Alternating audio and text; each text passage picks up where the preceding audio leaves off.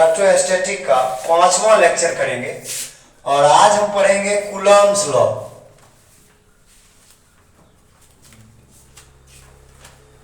Coulomb's law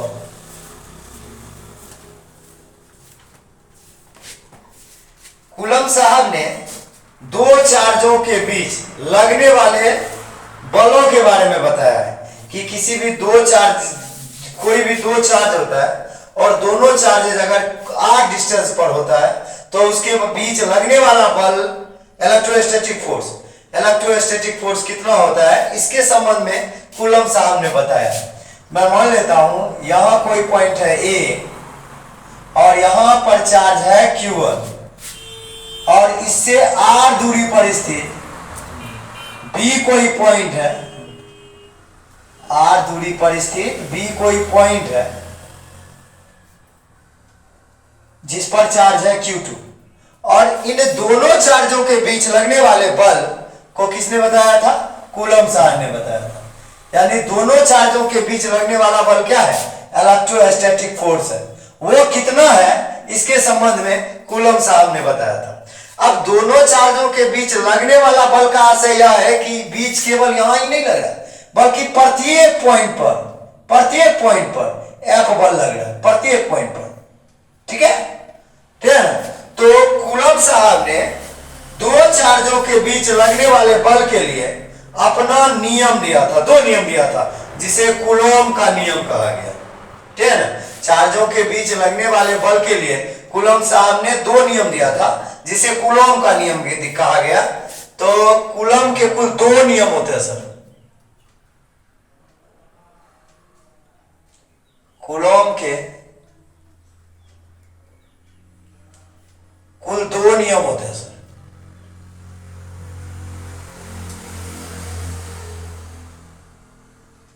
ध्यान से समझिएगा, बहुत इंपॉर्टेंट है आपके बोर्ड के पेपर के लिए।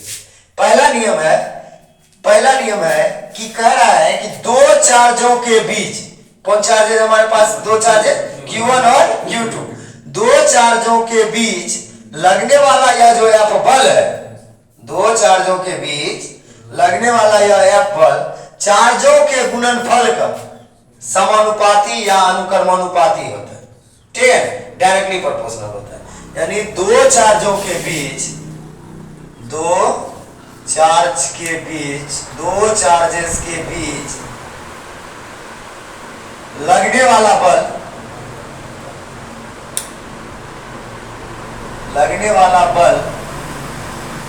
वह कौन बल है? इलेक्ट्रोस्टैटिक फोर्स है, इसलिए मैंने ब्रैकेट में लिख दिया है। दो चार्जों के बीच लगने वाला बल चार्जेस के गुणनफल के समानुपाती होता है।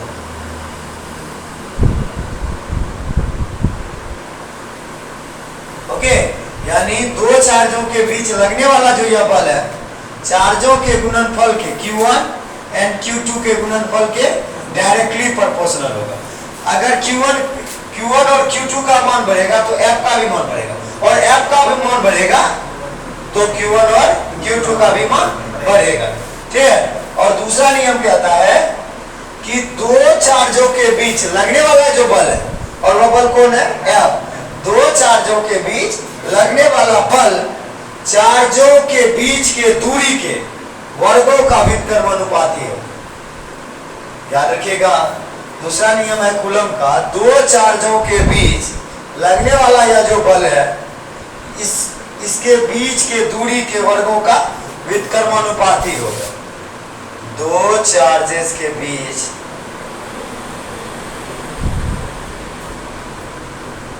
लगने वाला बल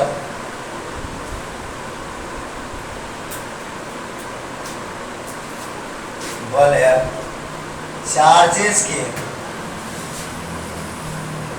बीच के दूरी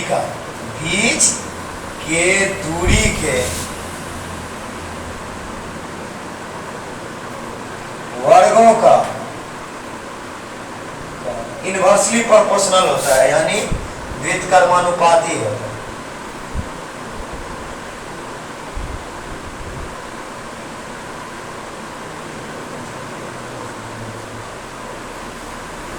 बताया है, दो चार्जों के बीच लगने वाला बल जो होता है चार्जों के बीच के दूरी के वर्गों का व्युत्क्रमानुपाती होता है।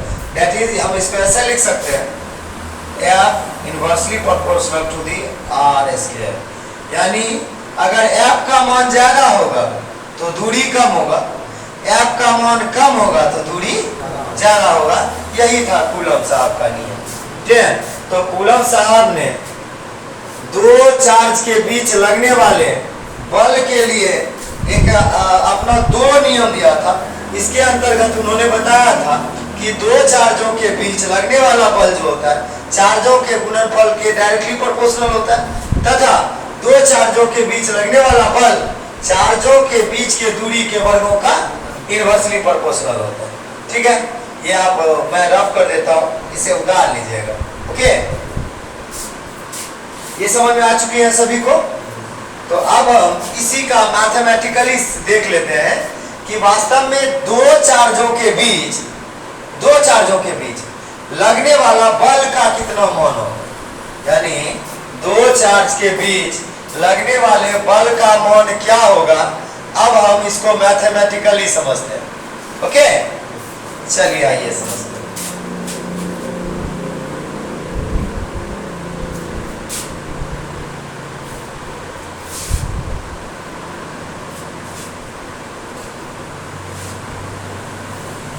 मैथमेटिकली समझते हैं, ध्यान से देखिएगा।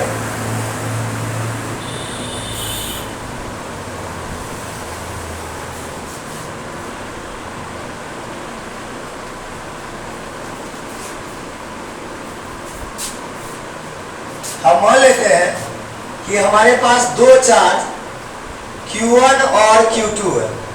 ठीक है, हम मान लेते हैं कि हमारे पास दो चार्ज है Q1 और Q2। ठीक है, ये दोनों के दोनों चार्ज एक दूसरे से r दूरी पर स्थित है। दो चार्जेस हैं हमारे पास, एक चार्जेस का नाम है Q1 और दूसरे चार्जेस का नाम है Q2। ये दोनों एक दूसरे से कितनी दूरी पर है, r दूरी पर है। और इस दोनों के बीच लगने वाला जो इलेक्ट्रोस्टैटिक फोर्स है वो F है। और यह F के मान के लिए हम मैथमेटिकली इसको फाइंड आउट करेंगे किस प्रकार F का मान निकाल सकते हैं। ठीक है, हम लिख देते हैं, माना कि दो चार्जेस क्रमशः Q1 और Q2 एक दूसरे से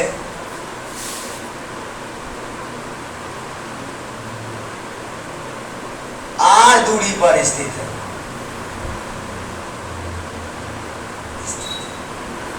ठीक है सर, तथा इसके बीच लगने वाला बल क्या है, F है। इसके बीच लगने वाला बल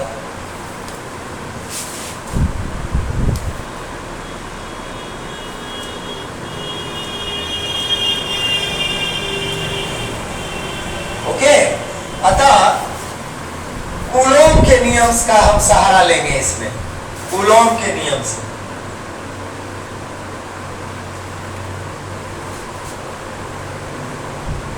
अतः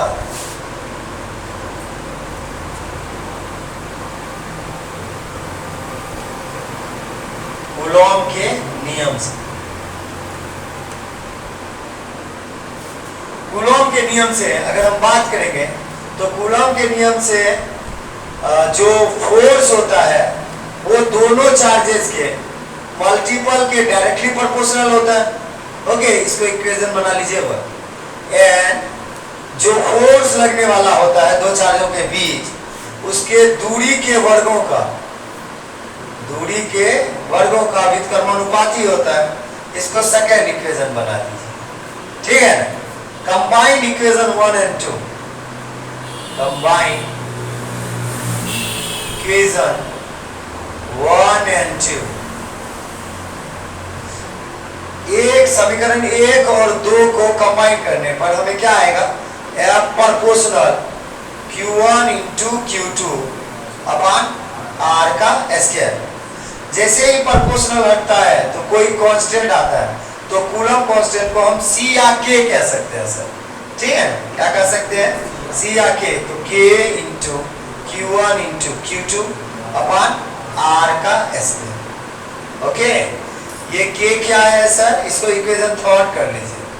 ये K क्या है, K कूलम कांस्टेंट है, कूलम कांस्टेंट है सर। K क्या है सर, कूलम कांस्टेंट है। और कूलम कांस्टेंट जो है माध्यम पर निर्भर करता है। इसकी वैल्यू किस पर निर्भर करती है, माध्यम पर निर्भर करती है। इसकी वैल्यू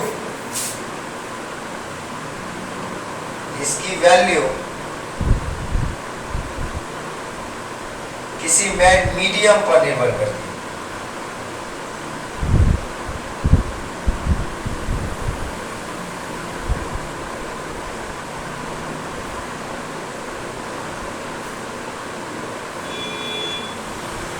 ओके, इसकी वैल्यू किस पर निर्भर करती है, मीडियम पर निर्भर करती है सर, ठीक है ना।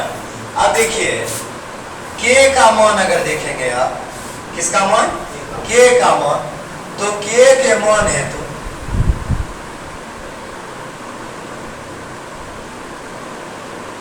K का मान, तो ऐसे देखता हूं K का मान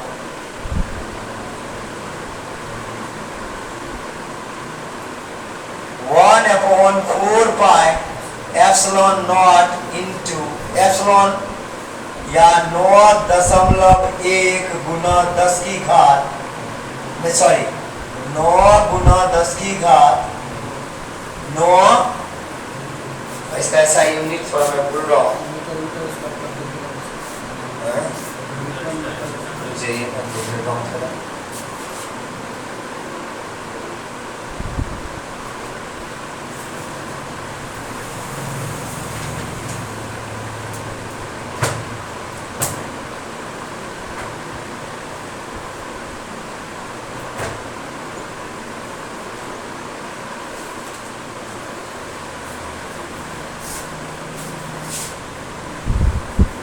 इसकी K का जो वैल्यू है सर, हाँ, न्यूटन मीटर स्क्वायर प्रति कूलम स्क्वायर होता है, न्यूटन मीटर स्क्वायर प्रति कूलम स्क्वायर होता है। इस K का मान क्या होता है, न्यूटन मीटर स्क्वायर प्रति कूलम स्क्वायर, ठीक है। K का मान कितना होता है, न्यूटन 9 गुना 10 पर पावर 9 न्यूटन मीटर स्क्वायर प्रति कूलम स्क्वायर। सबसे पहले इस शब्द से हम वाकिफ हो जाते हैं, समीकरण ऐसे कर देते हैं, समीकरण 3 से। अतः मैं इसके संबंध में बात करूंगा परमिटिविटी का। अतः समीकरण 3 से, समीकरण 3 क्या है सर, F बड़ा is equals K into Q1 into Q2 upon R का स्क्वायर। तो F का मान यहाँ दीजिए 1 upon 4 pi epsilon not into Q1 into Q2 upon R का स्क्वायर, ठीक है।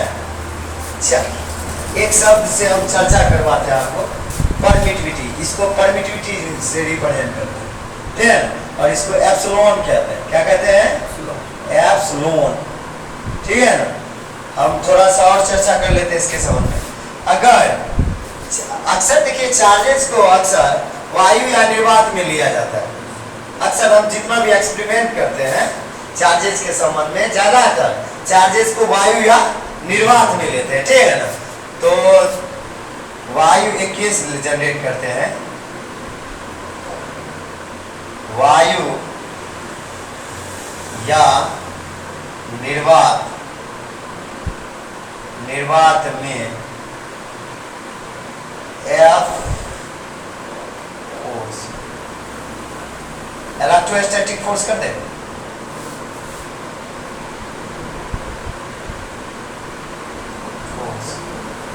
Electrostatic force. यहां से देता हूं मैं नोट, ठीक है। वास्तव में जो इलेक्ट्रोस्टैटिक फोर्स लगेगा इतना ही लगेगा सर। दो चार्जों के बीच लगने वाला इलेक्ट्रोस्टैटिक फोर्स कितना होगा? 1/4πε0 into Q1 into Q2 upon R का स्क्वायर। ये दो चार्जों के बीच लगने वाला इलेक्ट्रोस्टैटिक फोर्स है। यानी यहाँ कितना लगेगा? 1/4πε0 into Q1 into Q2 upon R का स्क्वायर। ठीक है ना सर? ठीक है सर।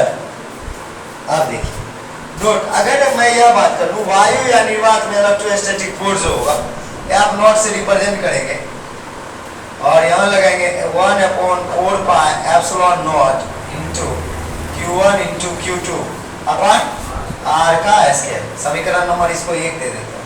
ठीक है। अब देखिए कोई माध्यम में इलेक्ट्रोस्टैटिक फोर्स, जब माध्यम मौजूद हो, माध्यम में इलेक्ट्रोस्टैटिक फोर्स,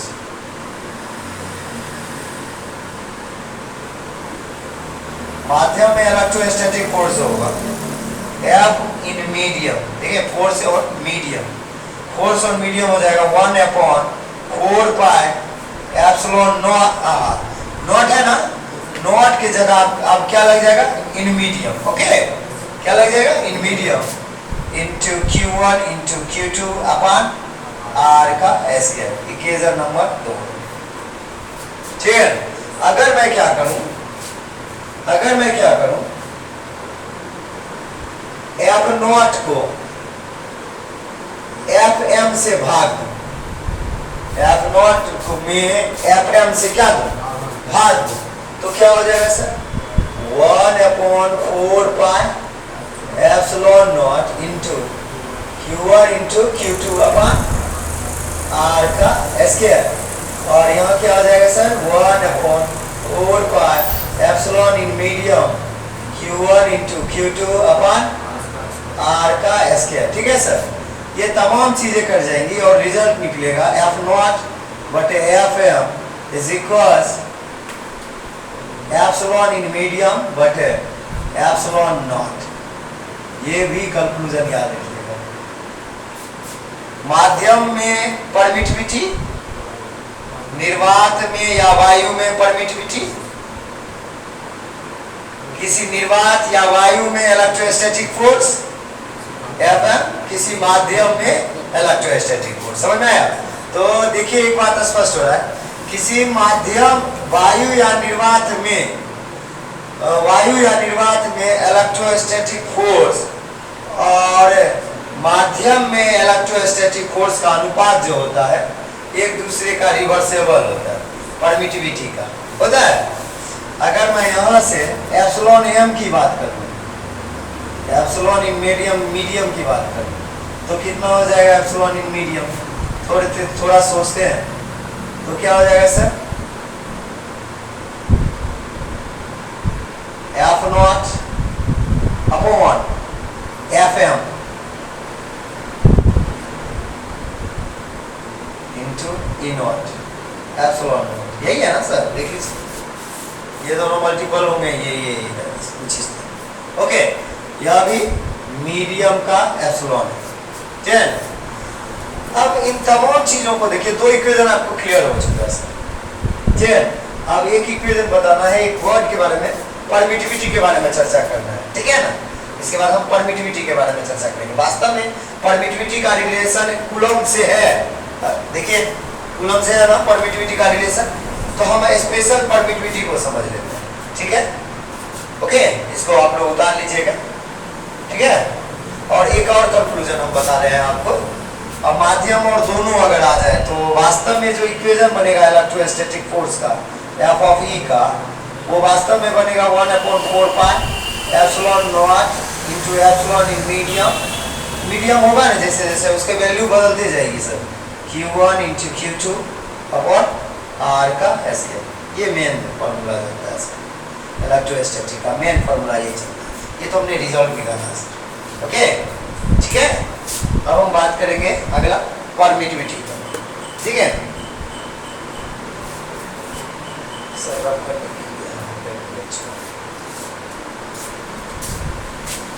तो अब हम चर्चा करेंगे परमिटिविटी का। थोड़ा सा ध्यान दीजिएगा और बिल्कुल आसान है सर परमिटिविटी को समझना।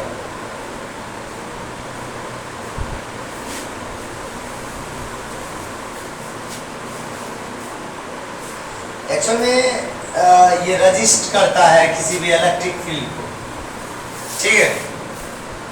तो अब हम पढ़ेंगे परमिटिविटी को, electrical permittivity of medium.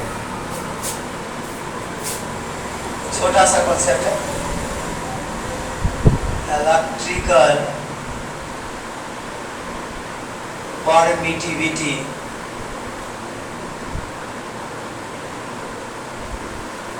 Electrical permittivity of medium, okay.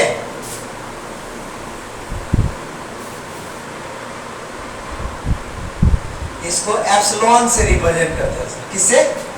ये रिप्रेजेंटेशन किसका है? एप्सिलॉन का। ये रिप्रेजेंटेशन किसका है सर? एप्सिलॉन का, ठीक है ना। ये रिप्रेजेंटेशन किसका है? एप्सिलॉन का। परमिटिविटी इसको कहा जाता है, ठीक है। और प्रत्येक, देखिए एक बात स्पष्ट रखिएगा, प्रत्येक मीडियम के पास परमिटिविटी होता है। प्रत्येक मीडियम के पास, प्रत्येक मीडियम के पास परमिटिविटी की प्रॉपर्टीज होती है। हम आपको समझा रहे हैं, ध्यान से समझिएगा परमिटिविटी को।